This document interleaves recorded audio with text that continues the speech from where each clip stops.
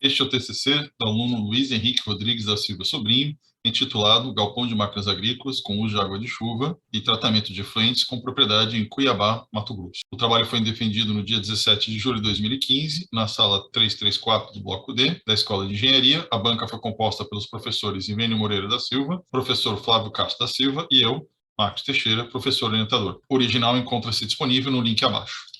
Então, o objetivo desse trabalho é dimensionar esse galpão de máquinas para a frota agrícola, com um sistema de lavagem das máquinas, que utiliza a água da chuva, e com um sistema de tratamento para essa água após a lavagem do equipamento.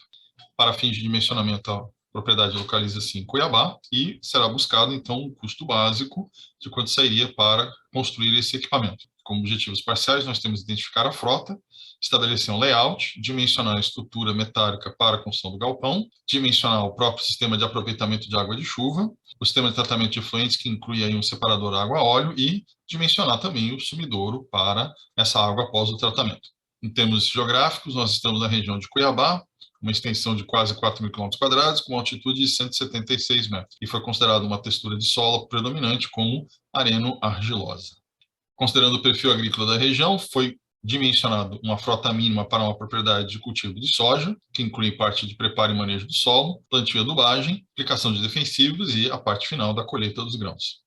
Então, para a nossa máquina de tração, um trator New Holland TS 6020, para a parte de plantio e adubagem, uma New Holland SAM 200, para aplicação de defensivos agrícolas, nós temos um Defensor SP 2500, e para fazer a nossa colheita, uma New Holland TC 5070. Lembrando que a menção de marcas não constitui recomendação por parte do autor. Para a construção do galpão, nós consideramos uma cobertura em telha de fibrocimento, com uma carga inicial de 60 kg por metro quadrado e uma sobrecarga de 90 kg por metro quadrado. O fechamento lateral do galpão é dado em chapa de aço corrugado. O pórtico é feito com material laminado de aço A36, com uma resistência mecânica de 250 megapascal. Nossos mezaninhos internos são com perfil estrutural de aço laminado A36, também com painéis do tipo wall, considerando um peso próprio de 20 kg por metro quadrado e uma sobrecarga de até 500 kg por metro quadrado. Esse número é bem maior porque o mezaninho é considerado uma área de armazenagem. Nosso solo, como falado, areno-argilosa, com uma carga admissível de 0,78 kg por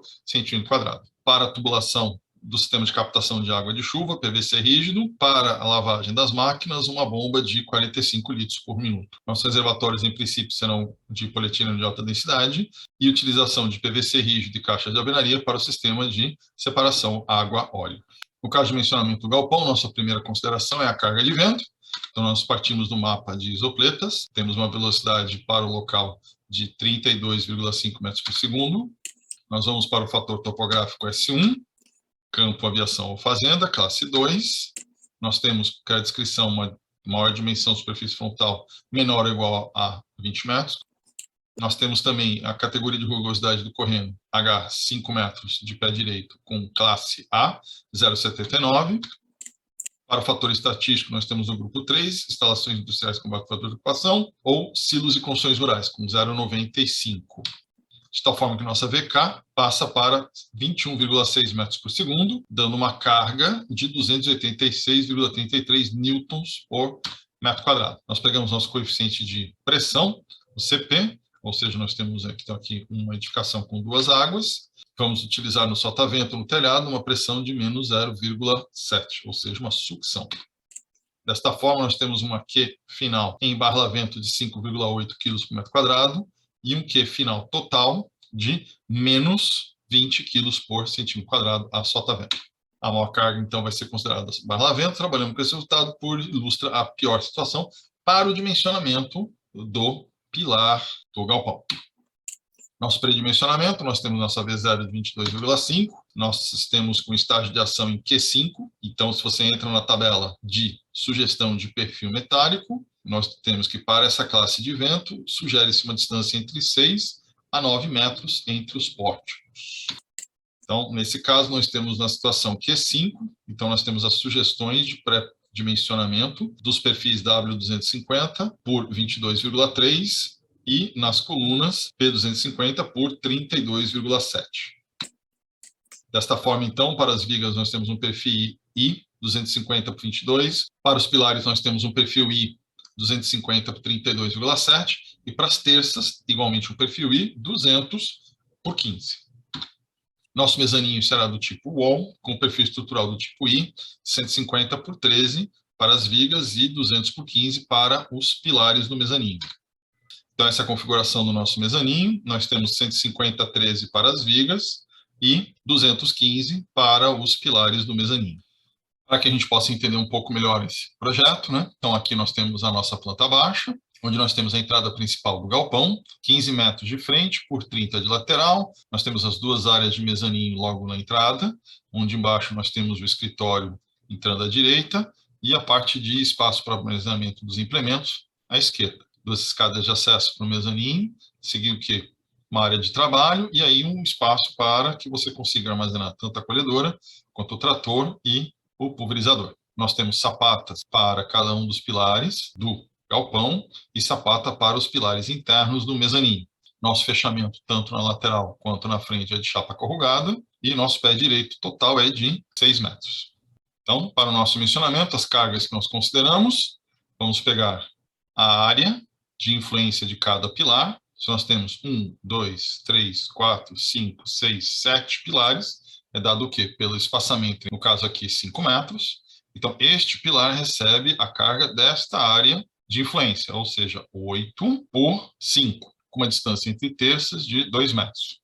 Então, nessa área de influência, nós temos a carga de vento, mais o peso próprio do telhado, que dá 155,8 quilos por metro quadrado pelos 40 metros quadrados, 8 vezes 5. Levando, então, a um pouco mais que 6 toneladas de peso.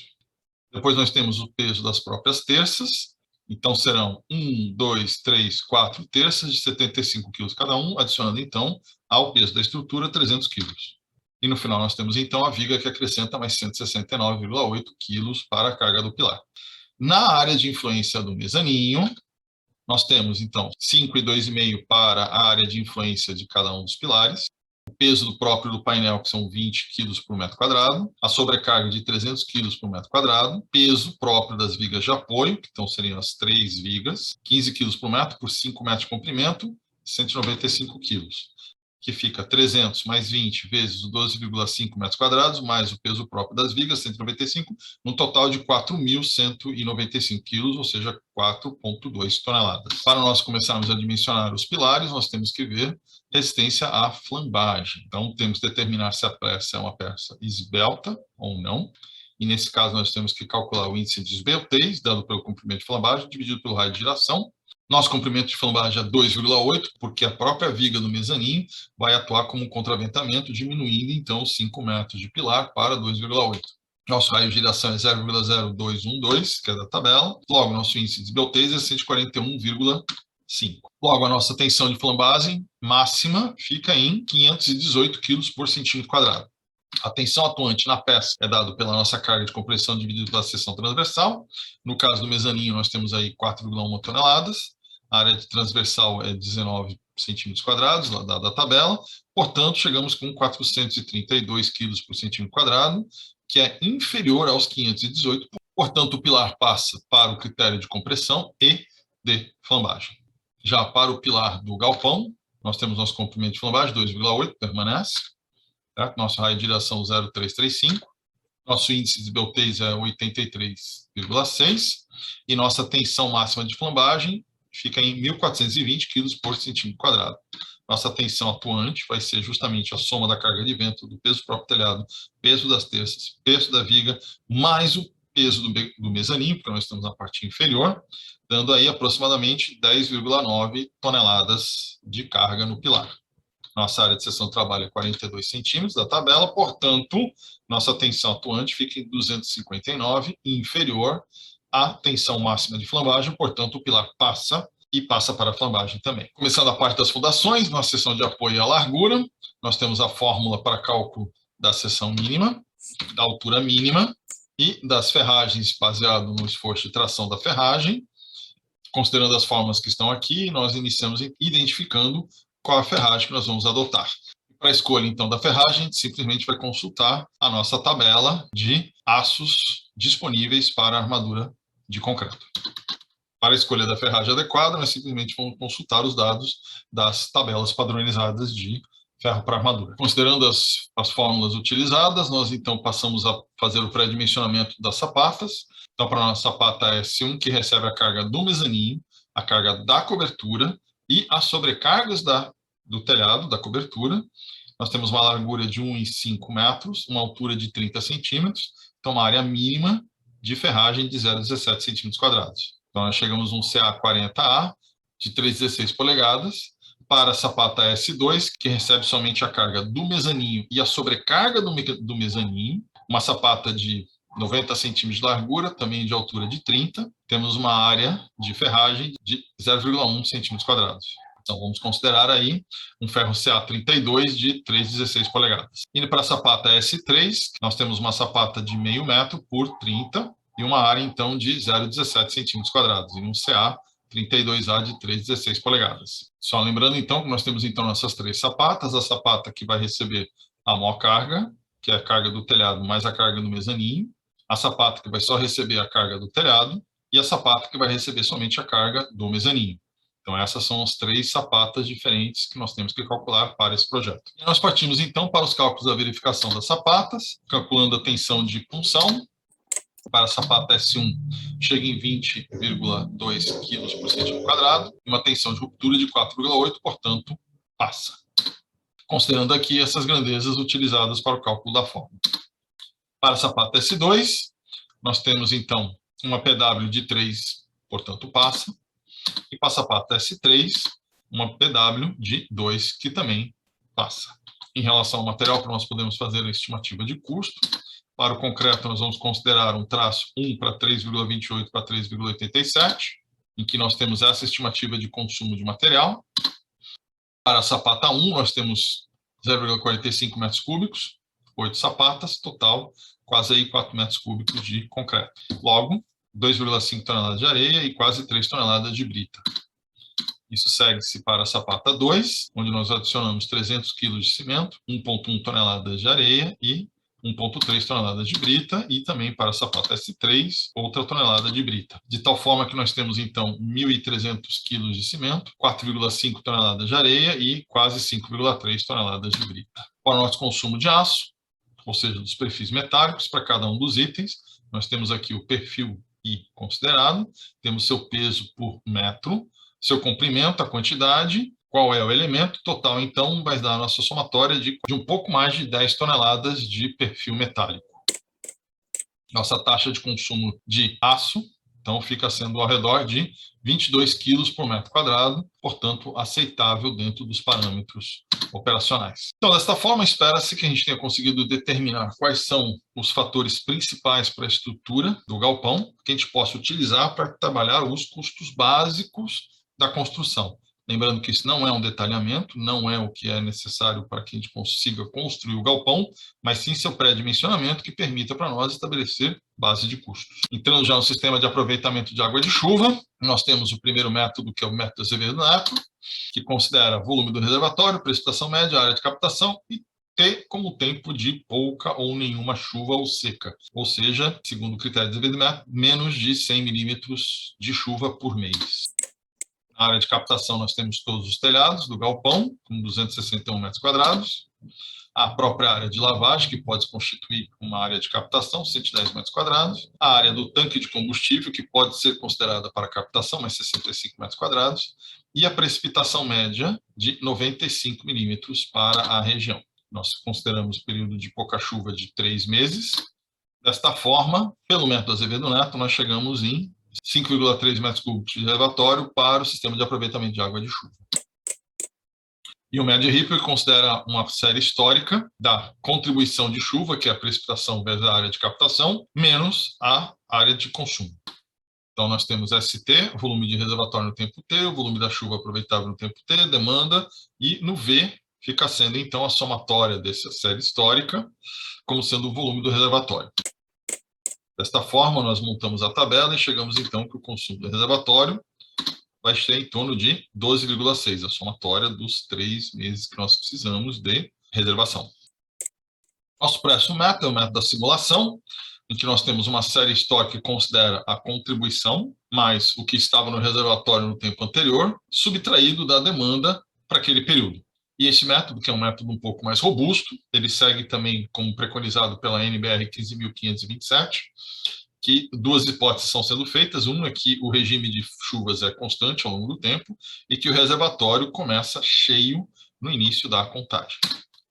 Para isso, nós chegamos nesses valores. Então, nós temos a demanda mensal constante, representado pela vazão da bomba e o tempo de lavagem dos equipamentos. Nós temos o volume de chuva considerado pela precipitação, vezes multiplicado pela área. Nós temos o volume no reservatório a cada um dos meses e o volume no reservatório a cada mês anterior. Então, dessa forma, você chega aqui nesse período negativo, ou seja, esse período negativo diz que aqui nós vamos precisar de reservação. Completando a tabela, então nós temos o volume do reservatório, ele vai enchendo e depois esvaziando.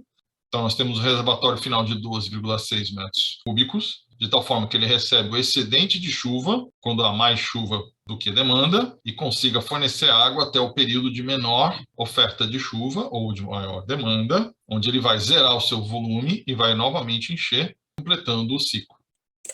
Para o nosso sistema de tratamento de efluentes, nós vamos dimensionar o sistema separador água-óleo, que segue a recomendação da NBR 14.063. Então, nós temos o volume dado pelo tempo de retenção hidráulica vezes a vazão da bomba, mais a vazão da torneira, mais a vazão da captação. Nós vamos trabalhar, então, de 4,1 metros cúbicos por hora. Nossa caixa desareadora tem 0,14 horas de tempo de retenção, levando, então, a 573 litros. Adotando a dimensão de 80 por 80 por 1, temos o volume, então, de 640 litros. Então, essa aqui é a nossa caixa desareadora. A nossa caixa separadora de água e óleo, nós temos um tempo de retenção de 0,25 horas, que vai dar um volume de 1 metro cúbico. Adotando uma altura de 1 metro, então, nós temos que a área em relação à altura vai dar 1,1 metros quadrados. E aí, então, adotando uma geometria retangular, com comprimento igual a 2,3 vezes a largura, dado pelo Manual de Segurança Ambiental do IMA, chegamos, então, a uma largura de 0,6 metros, 60 centímetros. Desta forma, então, nós temos uma relação largura-comprimento de 1,8, portanto, dentro do esperado. A profundidade da cortina de entrada vai ser dada a 0,7 metros, que é 30 centímetros abaixo da saída. Finalmente, passamos, então, a dimensionar o nosso sumidouro, segundo a NBR 7.229, onde a área de filtração é o volume de contribuição dividido pelo coeficiente de filtração, em litros por metro quadrado por dia. Então, nós estamos aqui na faixa 3, uma argila arenosa com 40 a 60 litros por metro quadrado por dia. Nosso volume é dado pelo vazão da bomba mais tempo de operação, 1 hora de lavagem, dando, então, 2,7 metros cúbicos, considerando, então, uma taxa de infiltração de 40 litros por metro quadrado por dia, nos leva, então, a um sumidouro de 67,5 metros quadrados, ou seja, 3,15 metros de profundidade. Então, nosso sumidouro fica sendo um poço com parede porosa de 3 metros de diâmetro e 3,15 metros de profundidade. E esse aqui passa a ser, então, o corte esquemático do nosso separador de água-óleo. Então, esse aqui é o layout geral do nosso galpão de máquinas, onde nós temos o galpão em si, a área de armazenagem de tanque de combustível, separada tanto do galpão quanto da área de lavagem. Nós temos a área de lavagem e aqui nós temos, então, o nosso sistema de tratamento de efluentes. Olhando com um pouco mais de detalhe, então, essa é a visão geral do nosso sistema de tratamento de efluentes. Então, nós temos aqui a nossa área de lavagem, com caimento para frente. A água, então, da lavagem é recolhida na canaleta aqui, logo na entrada. Ela entra na nossa caixa de areação. Da caixa de areação fica retida a areia, segue a água com o óleo, fica retida aqui o óleo na canaleta superior, que vai para o reservatório de óleo para ser recolhido e dada a destinação correta. A água segue pelo fundo para uma caixa de inspeção e dessa caixa de inspeção segue para o sistema sumidouro. Chegando agora nos custos, nós adotamos valores locais. Para a mão de obra, nós consideramos 40% do gasto de material, o que é considerado um valor conservador. Então, essa é a nossa tabela de custo final, chegando então ao valor para a construção do galpão de R$ 138 mil. Como sugestões para trabalhos futuros, gostaríamos de sugerir uma metodologia mais detalhada para o dimensionamento das terças e dos mezaninhos. Como podem existir vários solos na região, se for pensado em padronizar o galpão, estudar a maior variabilidade de solos e calcular as fundações para todos os tipos ou o tipo mais predominante de solo encontrado na região. Pensando nos layouts, uma das sugestões seria para os próximos trabalhos, para a região dos mezaninhos, considerar uma fundação do tipo radier, que já seria então um contrapiso para escritório, oficina e armazenamento dos implementos. Outra possibilidade seria ter aberturas laterais do galpão para facilitar a ventilação, só que poderia adicionar uma carga de vento adicional, de forma a diminuir o peso da fibrocimento, ou, caso ela não esteja disponível na região, considerar a cobertura com telha de aço, que dá um peso próprio menor. E, se possível, considerar a uniformização das sapatas dos pilares externos para facilitar a construção e possibilitar no futuro, talvez, que você possa aí estender o mezanino até o fundo do galpão. E considerar instalações sanitárias com banheiro dentro do galpão de máquinas associado a um biodigestor ou fossa séptica para os resíduos. Muito obrigado.